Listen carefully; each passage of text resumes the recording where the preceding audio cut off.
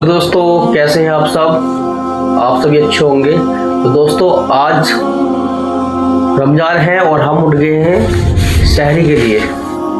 तो हम रेडी हो गए हैं, मैं जा रहा हूँ सहरी खाने के लिए। पहले फ्रेश होऊंगा, उसके बाद फिर खाना खाऊंगा। आप सभी को पहला रमज़ान मुबारक हो।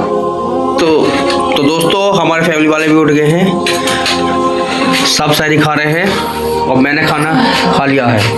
तो दोस्तों मैंने सहरी खा ली है और अब कुछ देर बाद नमाज का टाइम हो जाएगा, फिर मैं नमाज पढ़ूंगा। फिलहाल तो मैं सहरी खा के बैठा हूँ। दोस्तों अभी कुछ टाइम है नमाज को, इसलिए मैं ये बुक पढ़ लेता हूँ, इंटेलिजेंट इन्वेस्टर। थोड़ा टाइम है तो मैं इसको पहले पढ़ लेता हूँ।